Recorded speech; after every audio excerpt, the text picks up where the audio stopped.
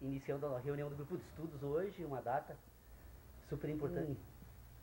Estivemos aqui dando uma organizada, mudando um pouco o layout do espaço, e encontrei a placa do seminário lá, o banner do seminário que fizemos comemorativo aos nossos 3 anos.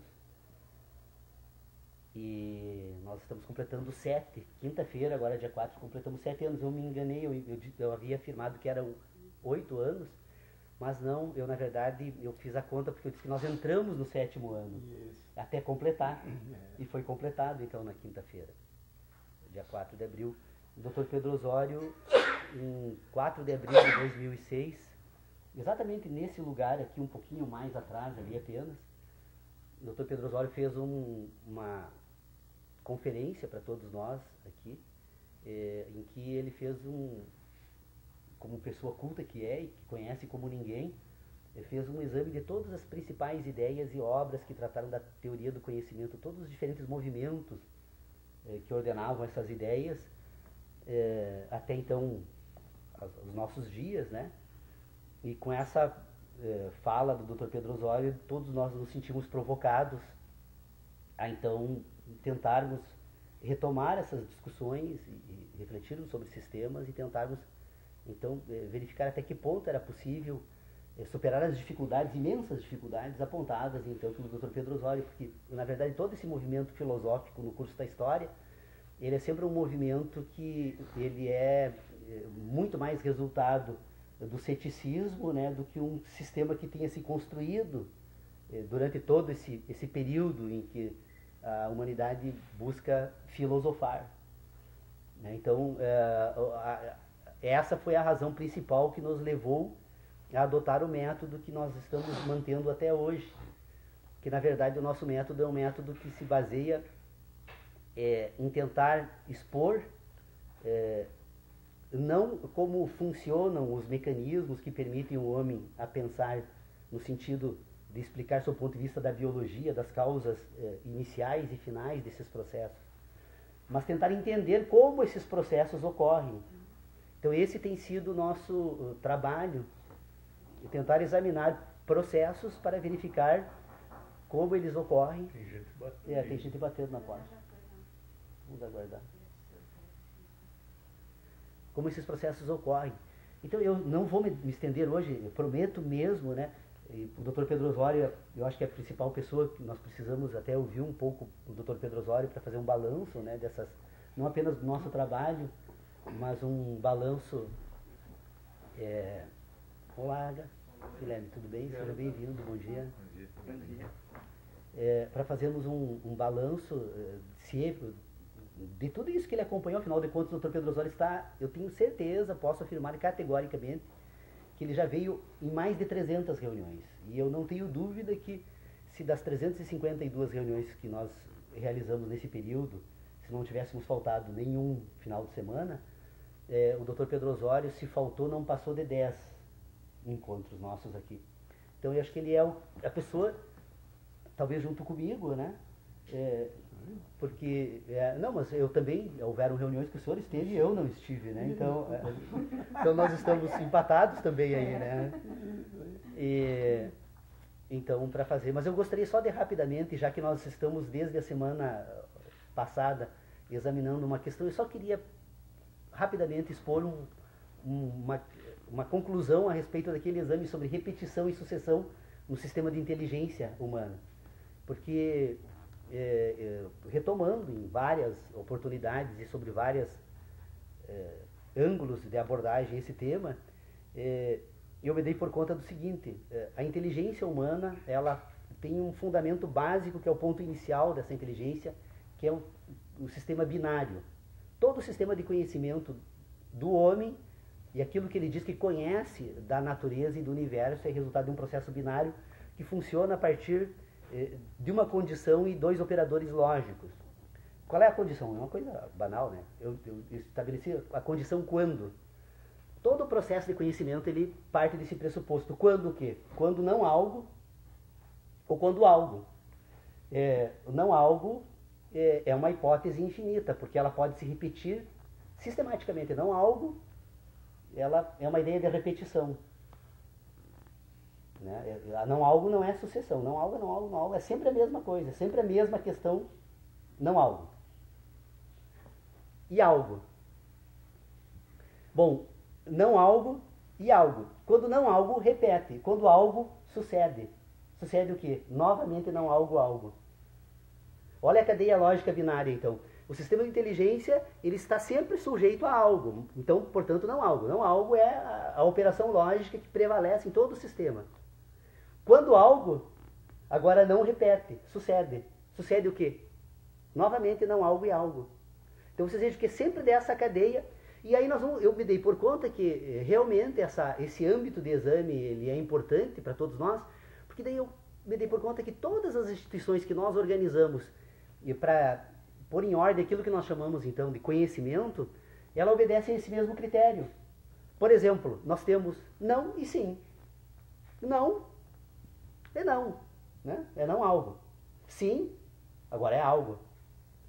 Sim, né? Então agora sucede o quê? Novo algo. Agora então há uma sucessividade que pode ser examinada, posta em ordem, e que é esse o critério de sucessividade que nós vamos usar para associar as nossas sensações e utilizar os operadores lógicos das nossas ideias. Então, não algo seria o mundo das ideias, algo o mundo das sensações. Nós teríamos um mundo que o homem constrói culturalmente como da moral, nós temos um homem que constrói um homem da ética. Ética em três sentidos, moral e ideias. Continua a divisão. Nós temos, então, vamos percebendo, nós temos um homem que sente, nós temos um homem que pensa, nós temos um homem, então, que tem sentidos, tem um homem que tem ideias. Então, a questão toda, o processo todo ele é binário, é sempre a possibilidade de não algo e algo. O não algo como uma cadeia infinita de repetições e algo como um processo agora que se sucede. Então, nesse processo de sucessão, é de onde nós construímos naturalmente, então a inteligência se apropria desses processos agora para construir um sistema de inteligência. Só que agora, nesse sistema de inteligência, o não algo não é mais não algo. O não algo agora é buscado do quê? De um sistema de memória de sentidos. Se eu tenho as sensações, então, se eu tenho um homem que pensa e que sente, que a sensação é um instrumento, é o meio pelo qual ele organiza um sistema de ideias, esse homem que sente e que pensa, ele usa o quê? De uma cadeia binária de relações. Qual é a binária? Nós temos, então, não algo e algo. E aí eu ponho a memória no não algo, e eu, ao invés agora de repetir infinitamente o não algo e algo, agora eu tenho algo para comparar com o não algo. O não algo é o quê? São as memórias. Então eu coloco no sistema de memórias as memórias das sensações no ambiente do não algo, e agora eu construo uma inteligência artificial com capacidade de imaginar. Por quê? Porque da capacidade, da memória agora, da associação de não algos, eu tenho algo. O algo agora não é algo da natureza das sensações, mas algo que se produz dentro de não algo. Só das memórias que ele busca lá de um sistema de inteligência que é de sentidos. Isso aí é um assunto que precisa ser refletido, assim, com uma certa ordem, porque não é fácil chegar às conclusões que eu estou apresentando aqui, sem antes tentar entender a necessidade de pormos em ordem, então, aquilo que nós denominamos de ideia e conhecimento. Por que eu venho insistindo com esse assunto nas reuniões? A necessidade de separar ideia e conhecimento. Porque, na verdade, a ideia agora, ela é um processo, então, que ela é apenas repetição, ou pretensa, porque quando é da memória, essa repetição é só aparente, por isso que o homem se ilude e constrói crenças, né? Ele desenvolve uma capacidade aparente que ele confunde com a da repetição, mas igual, nesse âmbito das sensações, há sempre uma cadeia de sucessão. Nenhuma sensação humana se apresenta como uma sensação única, e que nunca mais vai se apresentar no universo das sensações. Ela está sempre relacionada a outras. Por isso que quando nós pensamos uma caminhada, nós pensamos como a ideia de repetição de passos, quando na verdade é uma ideia de sucessão de passos. Mas a capacidade de imaginação substitui então agora a sensação pela imaginação. Mas a diferença entre ideia e conhecimento é isso. Eu preciso agora, então, se eu quero trabalhar com um sistema de inteligência que possa explicar o mundo da natureza, eu preciso então agora fazer o quê? Estabelecer dentro agora desse sistema, que é o que eu vou utilizar para explicar que é um sistema de ideias, eu tenho que dar de forma clara ordem onde eu coloco o ambiente das sensações e onde eu coloco das ideias. Então, se eu digo que conhecer é ordenar sensações, que todo conhecimento tem origem unicamente nas sensações, eu tenho um critério agora para dizer o que é conhecimento. É aquele que é produzido pelas sensações. O que não é conhecimento é aquele que é produzido apenas pelo ambiente das ideias. Ele é, esse produzido pelo ambiente das ideias, ele é um sistema de inteligência, ele não é um conhecimento. Sem a possibilidade de não algo e algo, ou da matemática, porque da possibilidade de não algo e algo, agora eu crio uma cadeia de repetições. Nessa cadeia de repetição, se eu introduzo, por exemplo, o conceito decimal de organização dessa cadeia, essa repetição que aparentemente não servia para nada, agora ela se repete através de um modelo que eu utilizo, que nós chamamos de números. O que são os números? São cadeias de repetição que são usadas como modelo agora no conhecimento, que são as sensações para pôr em ordem. Então, sabe que eu estava ontem, ontem, eu estava pensando sobre isso, eu tenho reassistido nossos debates antes de vir e prestar atenção assim, na discussão e eu me dei conta de uma coisa. Eu acho que toda a dificuldade de aceitar integralmente, vamos dizer assim, a sua teoria está numa questão de conceito, de definição, ou seja, o grande ponto de discussão, e eu acho que é ali que a gente devia tentar aprofundar, está na definição, na sua definição, e na definição que nós já temos assim, ao longo da filosofia, do que é conhecimento. Pois é. Esse é o ponto nevrálgico de toda a questão. É que eu mudo o meu conceito. O conceito seu de conhecimento é um conceito diferente do conceito instituído até agora pela filosofia. Isso. Eu acho que a discussão de aceitar ou não o sistema que está propondo passa pela percepção e pela aceitação ou não, no sentido assim de se convencer ou não, do conceito de que efetivamente é conhecimento. Porque se a gente aceitar a ideia de conhecimento a partir da sua ótica que está expondo, o seu sistema está perfeito. Sim. Está perfeito. Eu acho que ele está perfeito no sentido assim, ele está bem amarrado, ele está bem coerente. Agora, se nós tivermos uma noção de conhecimento, que é o conhecimento da possibilidade de conhecer, sendo ele origem das sensações ou origem das ideias, aí os temas, nós não temos condições não digo nem de entender, mas de aceitar totalmente a teoria que está desenvolvendo. Eu acho que o ponto central da discussão, para tentar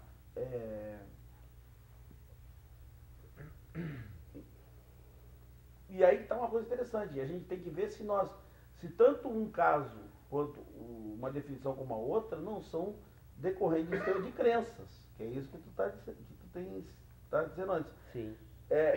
Será que essa definição de conhecimento que a gente já tinha não é decorrente do sistema de crenças? Sim. Foi de uma imposição Sim. de algum pensamento e nós nos submetemos ele até hoje sem fazer uma reflexão mais aprofundada e de repente, com toda essa reflexão que o Paulo tem feito esses anos, nós estamos aí enfrentando um ponto que era teoricamente quase um dogma da filosofia. Eu acho que essa discussão é esse ponto assim do debate de que a noção do que efetivamente é conhecer ou conhecimento, que é o resultado dessa operação, se ela realmente é oriunda apenas dos sentidos. Tu está convencido que sim?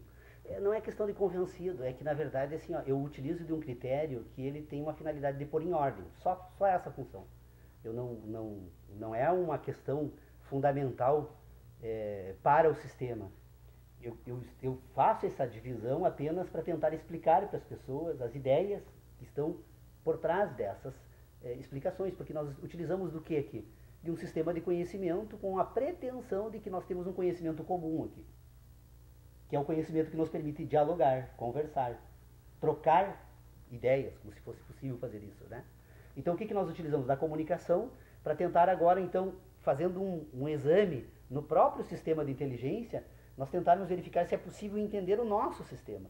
Porque o conhecimento é algo no sistema, o conhecimento no sistema de ordenação lógica de ideias, né, é algo que ele se estrutura a partir então de um processo que para mim, isso sim, não se retirar isso do meu sistema, então daí eu não tenho mais como levar adiante os estudos.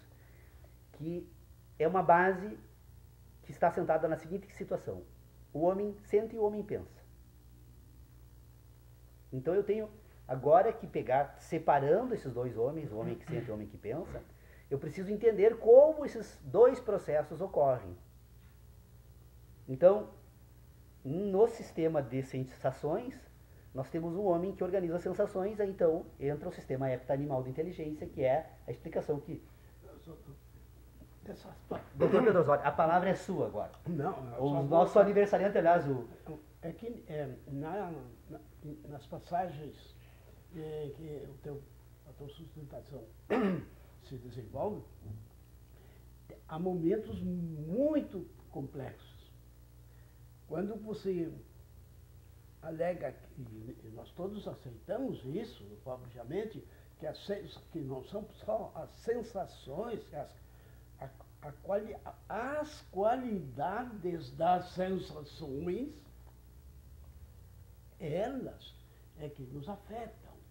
Essas qualidades. Sim, que nos imprimem. E por isso que eu brincava, e até hoje gosto engraçado isso, né? Eu trazia um bujão de gás, deixava lá, e nós todos aqui não sabíamos disso, apenas eu. Há uma explosão do bujão. Pronto. Eu estou quieto, tranquilo, porque eu já sei que aquela explosão é insuficiente para causar um dano. Mas não é para o doutor Paulo, que está muito seguro aqui no meu estado de Brasília. Ele diz, mas isso agora se horroriza. Né? A doutora, nossa colega, corre atrás do sofá, buscando abrigo, aquela explosão, outros e mais e outros circunstâncias que aí, se tivesse uma mão na cabeça, ou se ajoelha, pede socorro. E agora chega ali um colega nosso de pesquisa e diz, mas não, o bujão explodiu. Né? O gás que estava dentro expandiu-se, mas o que eu vou fazer? Começar a gritar? Então, reagimos diferentemente frente à mesmíssima causa que transitou no espaço e pela acústica, pelo som, né? E as memórias que nós temos de risco, de perigo, de defesa, né? de não pôr a mão no fogo, né? De recuar. Então, veja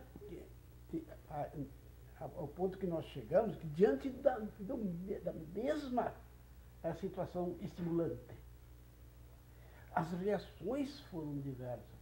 E isso leva ao ceticismo? Não. No meu entender, leva a um espaço que ainda está exposto, aguardando os avanços do conhecimento acumulado e de qualidade, né? Que talvez consiga. Até nome para isso já foi colocado, a idiosincrasia, né? Cada um reage de tal maneira. Né? Então, mas isso não retira o mérito do esforço que o Dr. Paulo tem imprimido nesses nossos encontros. Sabe? Eu não quero desfazer a qualidade do teu saber histórico. Né? Deixa um pouco de lá, vamos avançar, iluminar. Tal como eu havia pedido naquele encontro primeiro, né? Que eu digo, olha, o Kant não esgotou, ele simplesmente disse uma série de coisas e disse, bom, e aqui estão as relações. E isso despertou, e eu espero que tenha despertado em muitos acadêmicos, né, no mundo do direito. Nós gostamos ou contemplamos, maravilhados por vezes, a obra de Pontes de Miranda. Né? E foi aqui contigo que eu arranjei um livro de Pontes. E, opa, mas o que é isso aqui?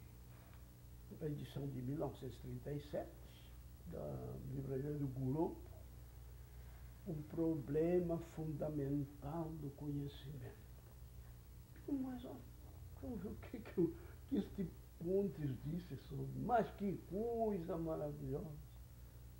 Então ele chegou exatamente nesse problema das relações, né? Mostrando que ele diz, mas eu não gosto do cravo, e nem da canela. Eu gosto do gosto ou o cheiro. É disso que eu gosto. Ou que poderia não é? Repulsar.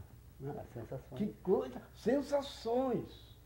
Mas essas sensações, há pouco, com a explosão do bujão, ficaram claríssimas. Que aquele não é dúvida, não. O perfume da canela é suave. Alguém, por cortesia, não vai reclamar. Mas uma explosão, uma coisa terrível. Imagina lá o que aconteceu em Santa Maria, o que passou na cabeça daquelas criaturas, né? Ali, naquele verdadeiro inferno, né? Aquele quadro do inferno de Dante. Ali é um dos infernos, dos círculos infernais de Dante, que ocorreu dentro daquela boate em Santa Maria. Mas esse esforço, isso aí é o que nós estamos falando, nós não vamos dominar isso. Isso aí está reservado a áreas a serem conquistadas por mentes altamente, que a humanidade poderá encontrar lá para frente. No momento estamos tateando, né?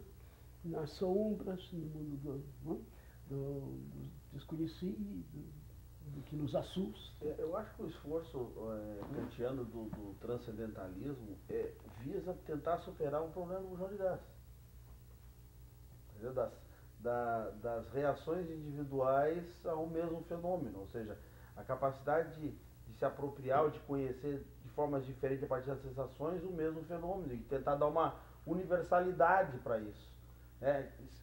Agora a pergunta que a gente tem que fazer é o seguinte, até que ponto esse empreendimento ele é a solução, entre aspas? Solução não tem, né? Mas não sei se a palavra, esgotado pela linguagem aqui, mas essa tentativa de transcendentalizar as coisas a partir da experiência, se isso realmente é viável.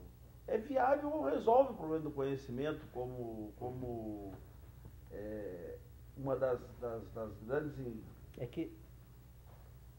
É que na verdade toda assim, ó, qual é a razão de fazer essa separação? É para entender como ela funciona, só para isso. Fora isso, não existe nenhuma outra razão para examinarmos qualquer questão. Então, o que eu vislumbro assim, ó, como um resultado final então dessa reflexão? Olha, se eu consigo então, se eu coloco então um sistema de conhecimentos, que é um sistema então que tem por finalidade ordenar as sensações, todo o foco de qualquer atividade que diga respeito então ao ser humano, que busque a construção de um ser humano melhor, então se é esse o resultado que todos nós devemos buscar aqui, me permite perceber como esse mecanismo funciona.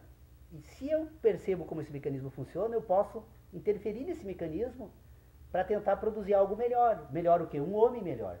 Ora, se o sistema de inteligência então é fundamentado em sensações, qual é a função da educação? É pôr em ordem esse sistema de sensações. Eu preciso ensinar as crianças a relacionar essas sensações do espaço, porque o objeto do conhecimento todo é voltado para as sensações. O que nós temos hoje de conhecimento? Tanto que eu mando meu filho na escola, e eles dizem que estão ensinando história para o meu filho, e vão ensinar para ele lá o quê? A história construída por imaginação de determinadas pessoas, que eles ligam umas às outras, então nós temos uma história do Brasil, uma história... Ora, qual é a razão de eu explicar isso para uma criança se eu não conseguir pôr em ordem os acontecimentos no espaço? Porque a história são fatos que se operam nos espaços. E aí tem diferentes ângulos de análise. A história ela tem que ensinar o aluno a separar aquilo que vem de dentro desse sistema, que é sociológico, que é antropológico, ou seja, a história do homem é uma história no espaço. Eu não posso comparar a história do homem de hoje com a história dos meus avós, nem de Pedro Álvares Cabral, porque o mundo que eles viviam era ordenado de forma diferente no espaço. Só a diferença tecnológica que envolve os conhecimentos de hoje. Então, se a história não permite ao aluno pôr em ordem essas questões para poder aprender a história, ele jamais vai desenvolver inteligência alguma. O que nós construímos? Pessoas que repetem frases, que tentam ligar frases umas às outras. A gente até desenvolve isso depois, quando consegue levar os nossos estudos adiante. Nós já não associamos frases, associamos livros, autores, como se fosse possível, né? Construir, então, agora um molde ideal para guiar o mundo. Não é isso. Conhecer é ordenar sensações. E se eu quero ordenar sensações, eu preciso saber quais são os instrumentais que eu tenho à disposição. Ora, eu preciso pôr em separado as ideias. Deixa eu só fazer uma intervenção aí. Eu concordo com isso do ponto de vista da análise de como se opera, mas veja, quando qualquer filósofo desses nossos aí, você pega qualquer filósofo, pega o Hobbes, pega o Hume, que eu estava lendo esses dias, pega o próprio Kant, todos eles têm um projeto filosófico. Qual é o projeto? O projeto é a análise de como se opera esse conhecimento, tá?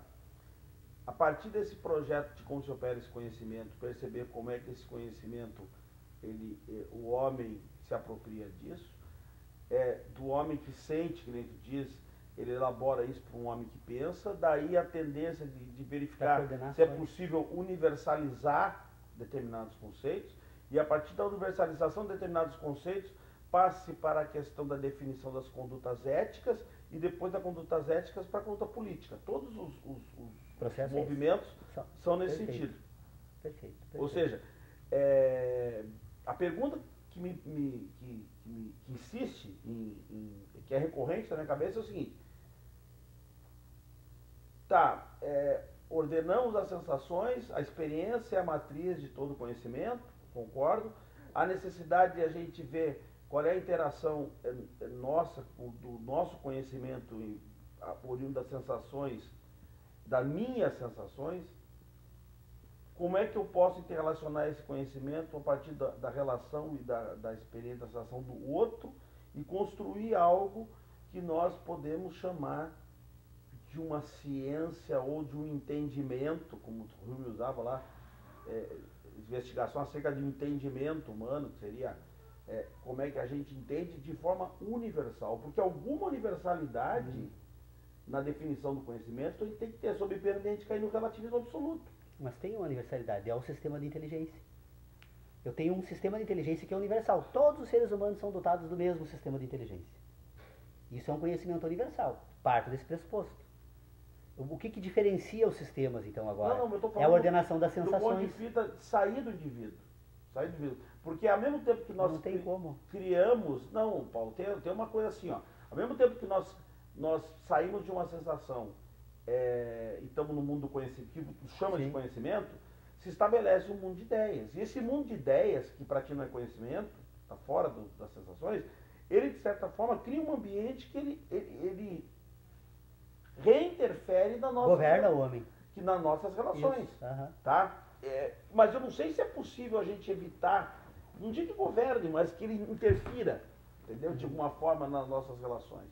Por exemplo, você cria instituições que, pelo sua definição, não estão dentro da área do conhecimento, perfeito, é um método, uma definição, mas elas, sendo ou não conhecimento, elas vão interferir na nossa... Sim, é um sistema de inteligência. Toda vez que eu construo um sistema de inteligência, esse sistema governa. Na verdade, eu tenho um sistema de inteligência que é natural. E eu tenho um sistema de inteligência que é um sistema que governa. Qual? É o sistema das ideias, é o mundo moral. Nós somos governados pelo mundo moral. Todos nós aqui estamos governados nesse momento por um mundo moral, que nos impõe, inclusive, uma série de comportamentos. Então, nós estamos aqui todos governados por ideias. Tentar entender como esses processos ocorrem e como isso pode servir à política ou ao indivíduo, né? também é uma forma de construir um certo tipo de sistema de inteligência. O que eu tento diferenciar é o sistema de inteligência daquilo que eu chamo dentro desse sistema de conhecimento. Nós não estamos discordando em nada aqui. Aliás, a análise que tu fazes aqui de como os processos, como se apropriam historicamente os processos no indivíduo e na sociedade para servir, tanto que quando tu examina Hobbes, examina Michel Foucault, examina Kant, todos eles construíram um sistema para tentar entender como funciona esse sistema de ideias pelo qual se move o homem, né? Pelo qual, inclusive, estamos aqui e que as sociedades existem. Quanto a isso, acho que nós não estamos absolutamente discordando em nada, porque todos nós concordamos com isso. Eu também concordo. O que eu estou tentando colocar em evidência no debate é a importância de separar o sistema de inteligência daquilo que nós podemos denominar de conhecimento, porque o conhecimento tem uma origem, então, comum. Todos os seres humanos sentem. Parece que podemos aceitar isso como uma verdade universal, usar o termo que na verdade, para mim não é isso, né? Mas então, como algo assim de universalidade entre todos nós. Todo ser humano sente. Bom, se todo ser humano sente, nós também concordamos aqui que todo ser humano pensa.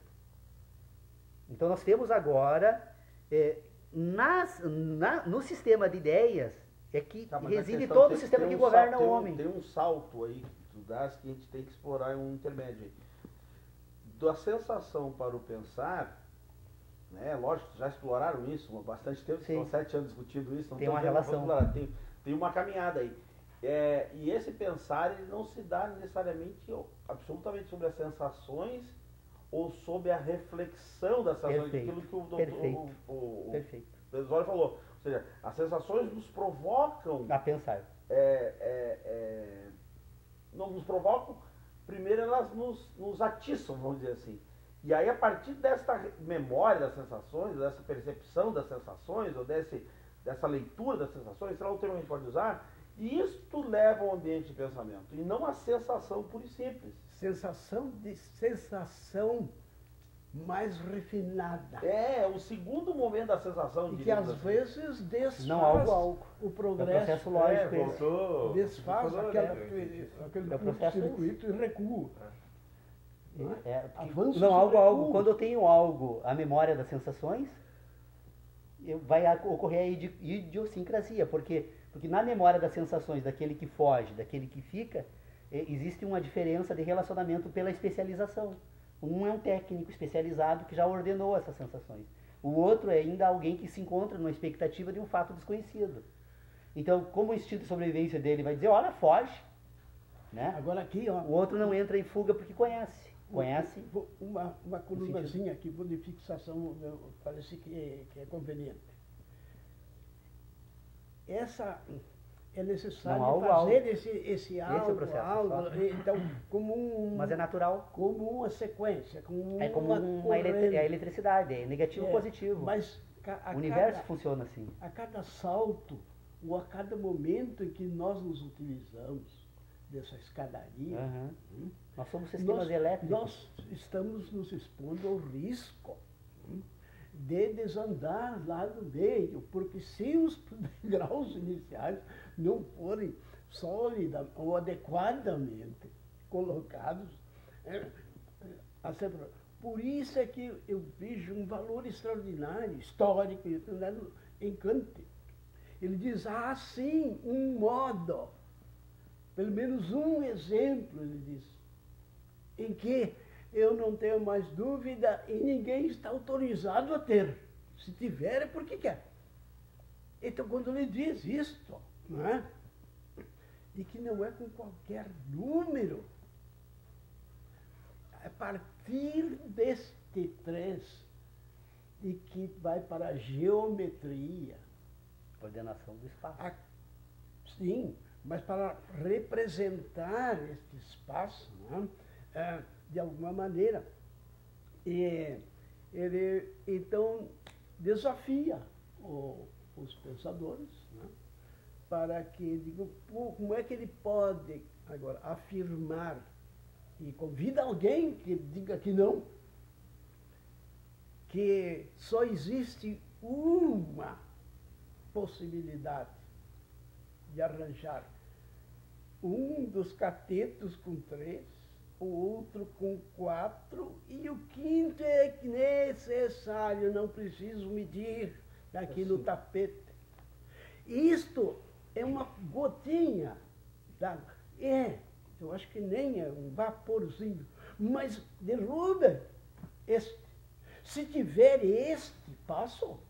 Se isso é verdade, se com os computadores até hoje existentes não conseguem outro, 1 milhão e 1 milhão e 2, 1 milhão e 3, o que queira, construir imensos retângulos triangulares, assim, de triângulo, né, de triangulação. Então, volta ali. Mas isso é metafísica? É. Mas é a única. É a única que está aí. Que está... Diz, mas é a geometria plana. A minha dificuldade desse registro do Paulo... Desculpa, mas eu ia te falar, mas continua falando. Não, só um joguinho, mas isso aí já conhecido, os pré-socráticos já falaram sobre isso. Falaram, mas o líder deles, inclusive, disse, olha, vocês estão aqui já no 3º ano, vão passar para o 4º, vocês até aqui não podem falar, não, fiquem quietos, ficou sorrindo, né? Era a sugestão dele. Então, havia isso, uma coisa antiga. Mas avançando um pouquinho mais nisso, o melhor me separar. Não, eu atrapalhei. Não estou. Eu fiquei instigado aqui. Essa semana o Paulo me mandou um e-mail com uma reflexão a partir do debate da semana passada. E eu até ia responder para ele, na hora eu estava ocupado, mas fiquei com aquilo na minha cabeça, aquela reflexão. Entre um exemplo de definição que ele trouxe entre conhecimento e ideia, que eu achei até bem interessante. Porém, sim, depois eu fiz uma reflexão em cima e quero colocar um contraponto. A respeito, por exemplo, de Deus. Deus, é possível ter ideia de Deus, mas nunca será possível conhecer Deus. Porque Deus está além das sensações humanas, está no incognoscível, vamos dizer assim. Pois é. Tá. Eu achei o exemplo perfeito, só eu vim fazer um contraponto. Eu acho que Deus não é o melhor exemplo, porque Deus está e sempre esteve no transcendente. E a gente tem que buscar um exemplo no imanente, né? Alguma coisa que está aqui entre nós, para poder facilitar nosso debate. Agora, realmente, se você pensar do ponto de vista de Deus, o exemplo é perfeito. Doutor Pedro Osório, eu posso ter ideia de Deus. Todos nós temos ideia de Deus. Aqui, duvido, né? De uma forma ou de outra, até mesmo aqueles que negam a existência de Deus precisam reconhecer a ideia da existência de Deus para poder negar. Lógico. Então é impossível. Então, agora, eu posso conhecer Deus? Olha, se pelo critério que eu disse, que nós podemos dividir entre conhecimento e ideias, sensações e ideias, ora, não posso, por quê? Porque eu não tenho a sensação de Deus. Então, eu tenho ideia de Deus, eu posso pensar sobre Deus, mas eu não posso conhecer Deus. E aqui agora o Sodré coloca por quê? Porque Deus está no transcendente. Está exatamente onde? No mundo das ideias. É um sistema, mas eu queria só colocar uma questão que eu levantei antes e que eu havia deixado... Volta, só mas eu chego lá. Não escapa disso aqui, isso é importante. Não vou chegar lá. Uma questão só para... Depois você já volta, mas só para... Tá, ele está no transcendente e tudo que está fora do físico aqui estaria no transcendente, na transcendência também, de certa forma. A pergunta que eu faço é o seguinte: o que eu tenho dificuldade de aceitar, Fernando, que ainda não me convenci ainda, eu leio, eu debato, eu assisto, que você tá pensando sobre eu isso. penso, acho que tem uma coisa muito importante ali, mas acho que ainda tem alguma coisinha ali que a gente tem que dar uma mexida, que é a questão de não aceitar a hipótese de conhecimento que exista só a partir do mundo das ideias. Eu acho que é possível algumas coisas... Podemos fazer um acordo, então vamos chamar isso de conhecimento instrumental. Pode ser. Eu acho até que seria... Separar um conhecimento instrumental e um conhecimento... eu acho que daríamos um salto... E daí não faz diferença, desde que separe. Desde que separe, eu preciso separar. E se alguém aparece aqui no bolso com uma régua flexível de Lesbos, não vai conseguir medir. E põe no sistema de ideias E cada um é uma régua para... É a flexibilidade do Deus. Né? Mas aí não é flexibilidade do Deus, olha, é apenas uma nova... Não, mas é um novo nome para a mesma coisa. Eu continuo dizendo que... Mas continuo dizendo... Me parece que muda tudo, sabe por quê? Não muda. Paulo? Porque se você separar entre ideia, conhecimento e conhecimento instrumental... Conhecimento e conhecimento instrumental. E ideia? Não, e ideia. Porque não. Tem coisas que surgem à mente que são apenas ideias. Você não, por exemplo, Deus é uma ideia. Ele não necessariamente precisa ser um conhecimento instrumental. E aí, esse exemplo... Mas ele opera um operador lógico, meu. Porque, na verdade, agora... Não adianta. Se nós botarmos essa discussão agora, precisaríamos mais uma hora para completar ela, porque ela tem algumas questões que precisam ser colocadas. Mas deixa eu só levantar uma outra questão rapidinho, eu volto para essa, não fujo. Como funciona a inteligência humana? O homem ele utiliza de um sofisticado sistema elétrico para construir o sistema de inteligência dele. De que forma? Todo o sistema nervoso do ser humano não é nada mais, nada menos do que transmissão de impulsos elétricos para o cérebro. E se nós formos examinar os sistemas elétricos, todos eles são binários. O sistema elétrico é negativo ou positivo. Não tem meio negativo, meio positivo. Né? No sistema elétrico, a operação lógica é essa. Não algo, né? Quando o sistema elétrico positivo, ele se transfere para o não algo, né? Você liga com o não algo e constrói, abre. Os computadores, todo o sistema de chaveamento dos processadores eletrônicos funciona a partir desse processo, verdade, que é praticamente o mesmo que a inteligência humana. Então, se nós temos um sistema binário de inteligência, nós vamos perceber que quando nós construímos, então, esse sistema de inteligência que nós chamamos que é baseado em conhecimentos, não é nada mais, nada menos de cadeias de relacionamentos elétricos, que usam uma estrutura orgânica para isso. Para produzir o quê? Para produzir cadeias. Cadeias de quê? De proteínas. Nós, quando pensamos, na verdade, nós estamos utilizando cadeias de proteínas ligando diferentes regiões do cérebro. É por isso que nós buscamos sempre nas sensações. Porque é lá que nós organizamos. É no ambiente do algo que eu organizo toda a minha inteligência. Olha, como é que eu vou organizar um sistema baseado no nada? É impossível. Não, isso aí não tem discussão. Mas assim, ó, se eu tenho um sistema que relaciona, então eu preciso agora buscar nesse sistema aquele que usa essa cadeia de proteína, que está ligada então às sensações, daquele que simplesmente tem a capacidade de ligar essa cadeia de proteína, que é produzir relações. Eu tenho, no meu sistema de inteligência, eu tenho que separar então um conhecimento instrumental, que é o quê? O sistema de relacionamentos utilizados para dizer que o homem pensa. Se fosse fazer uma divisão isso é um instrumental, esquemática disso, assim, eu botaria assim: conhecimento, lato sensu, abre-chave. Conhecimento estrito sensu, sim, conhecimento instrumental. Por quê? Porque na minha visão, assim, ó, na minha cabeça, esse conhecimento instrumental também é conhecimento. Entendeu? É o todo. Também é conhecimento. Ou seja, ele também permite tu conhecer o mundo, conhecer e constituir os seres, as coisas que existem no mundo e operar com essas coisas. Entendeu? Mesmo que eles e aí que está a minha dificuldade de aceitar integralmente a teoria. É que você está trazendo para o debate agora o homem que age, que está fora ainda. É a observação que eu fiz na reunião passada. O que nós precisamos fazer agora? O esforço nosso agora é apenas para entender o sistema de relacionamentos que se opera então entre as sensações e as ideias. Só isso. Se nós colocarmos qualquer outro elemento além disso, nós temos uma série de outras questões que precisam ser ordenadas para podermos também levar o mesmo rigor científico, se é que é possível fazer isso, para esse ambiente. Por quê? Porque quando nós formos examinar o homem que age, o homem age pela linguagem. A linguagem é um instrumento de ação. Né? Então, a linguagem é um instrumento da comunicação. Agora, como eu vou trabalhar para separar dessa comunicação e da ação humana esses dois elementos? Porque eles vão estar presentes na comunicação, na linguagem. A minha proposta, então, é deixar este homem que age de lado ainda do exame, porque embora estejamos usando da ação, que é a ação da comunicação, não podemos ainda introduzir essa própria ação no ambiente de análise. Então, a minha tentativa é unicamente voltada para tentar examinar, então, as conexões que se estabelecem entre sensação e ideia. eu separo então ideia de sensação. Por que eu separo ideia de sensação?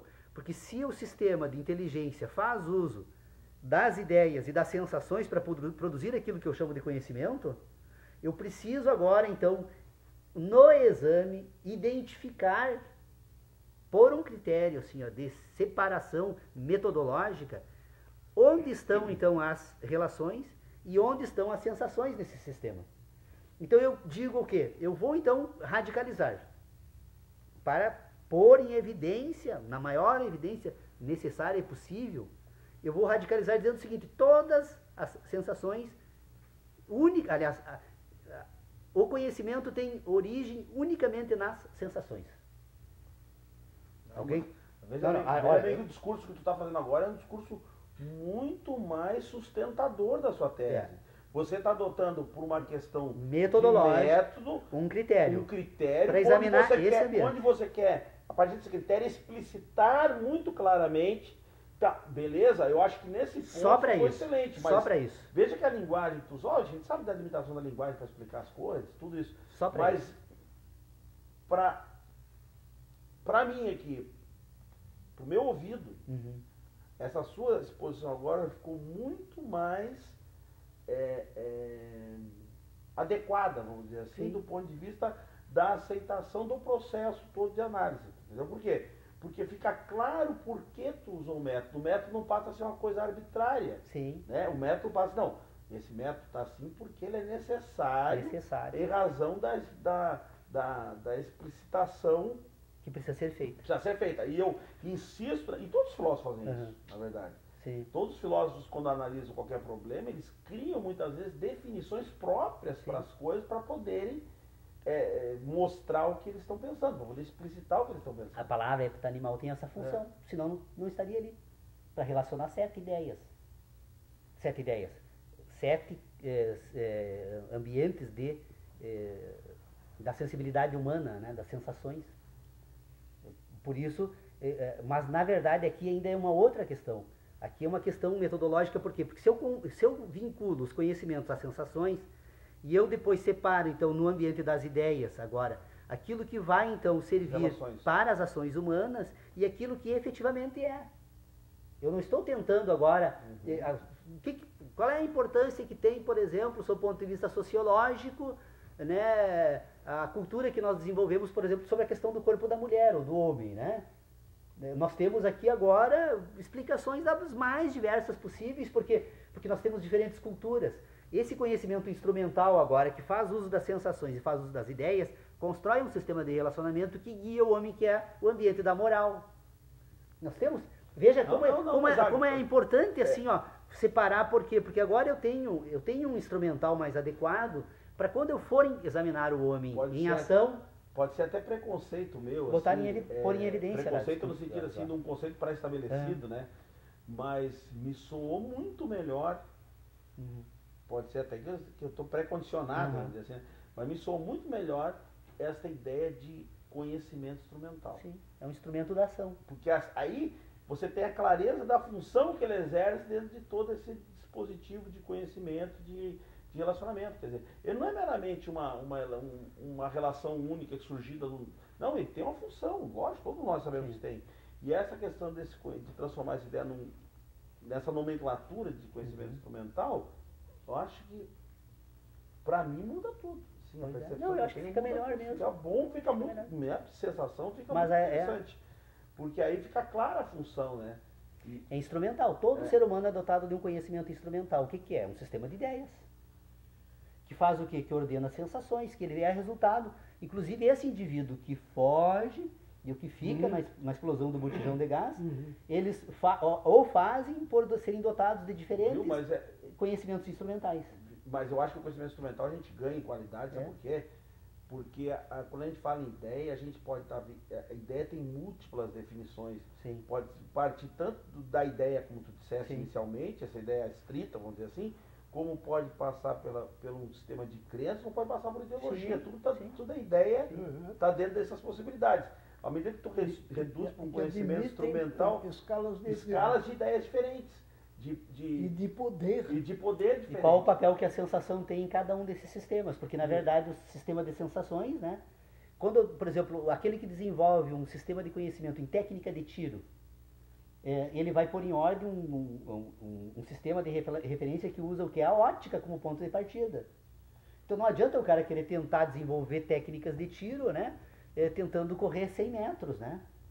Ele vai ter que, veja assim, é um conhecimento instrumental focado em uma sensação. Em todas, a pessoa vai desenvolver um conhecimento voltado, eu sempre digo, se eu fosse técnico de futebol, eu transformava rapidamente muitos garotos em gênios fazendo o quê? Fazendo correr sem a possibilidade deles enxergarem os próprios pés.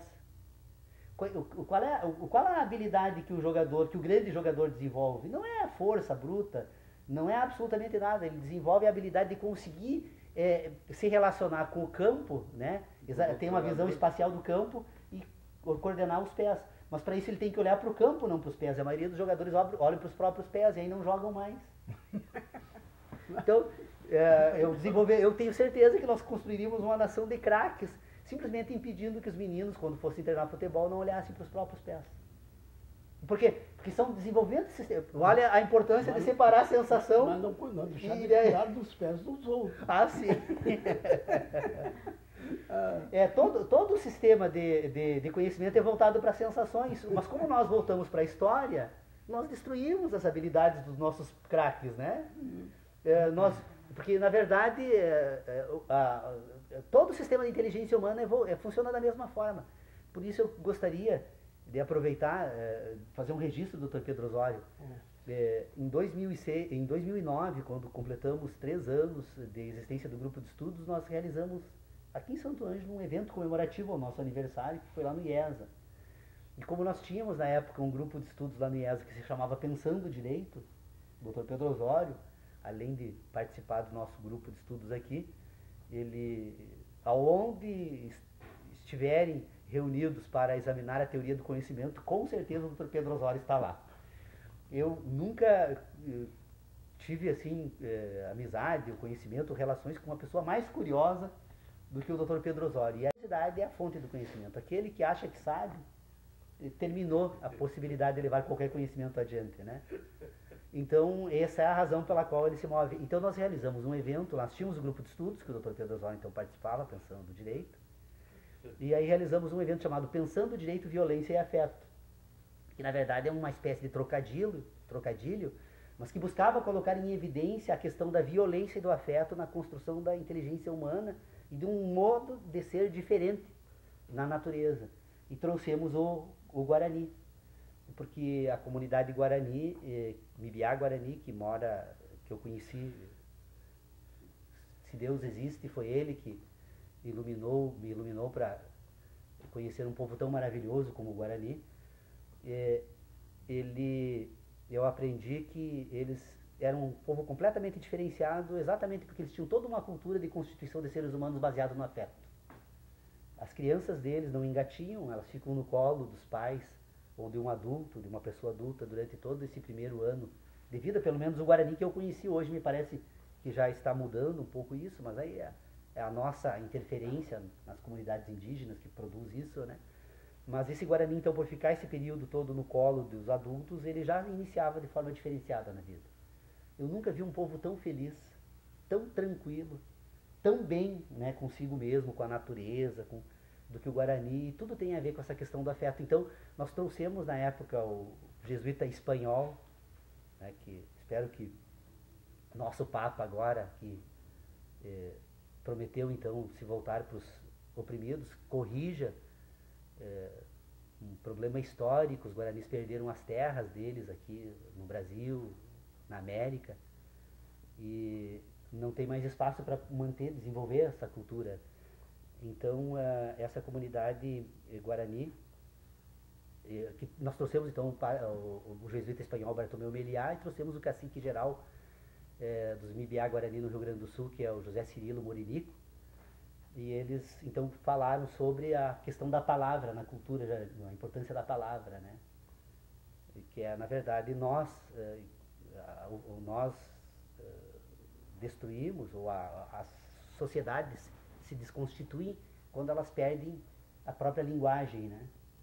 Então, na verdade, a introdução da nossa língua nas comunidades indígenas é que está produzindo talvez o maior de todos os, como é que eu poderia chamar para não ser assim exagerado, mas uma violência cultural, né? Um desastre cultural, porque estamos deixando passar uma oportunidade de conhecer algo extraordinário. O ser humano teria muito a aprender sobre humanidade se voltasse um pouco mais para o Guarani, sem o preconceito de imaginar que somente aqueles que têm ideias têm conhecimento. Na verdade, eles têm um conhecimento extraordinário. Aliás, eles são uma civilização do conhecimento. Eles dão importância apenas às sensações.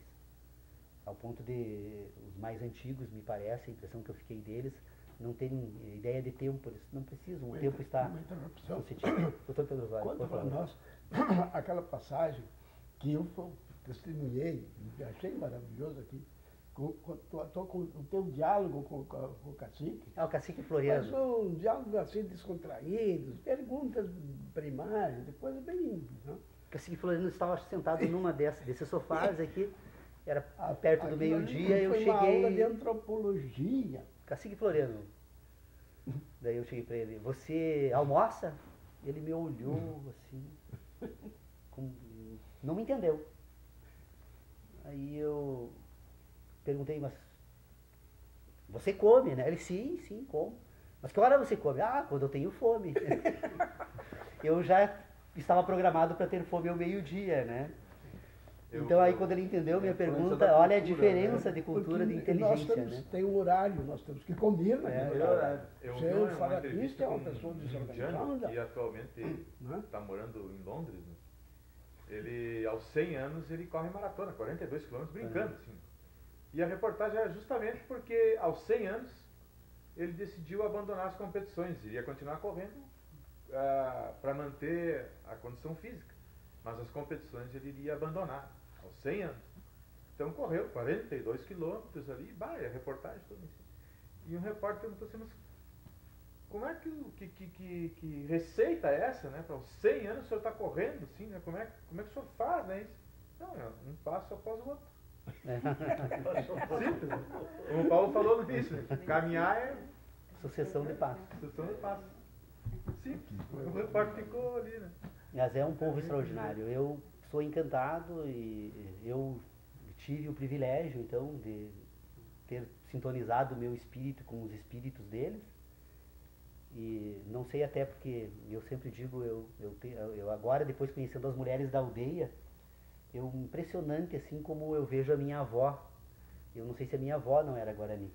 Um fato que, uma mera especulação, mas o que eu posso dizer assim, eu me encantei com eles. E me esforço muito assim, para tentar entender a eles e ser um pouco parecido com eles, embora toda a cultura que recebi, educação, é muito difícil isso, especialmente depois da nossa idade, né? Mas é um povo extraordinário que seria muito importante se nós pudéssemos deixar o preconceito de lado e conhecer um pouco melhor o Guarani.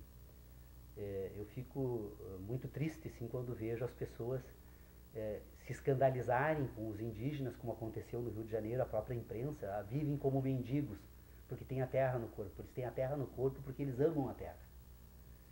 Eles reconhecem na terra a grande mãe. E essa relação deles com a terra é uma relação de respeito, e é uma falta de respeito dizermos que eles são sujos por terem a terra no corpo. Quero registrar isso. Muito grande. Uma demonstração de que nós não somos realmente, nesse aspecto, seres civilizados como eles são. A civilidade deles.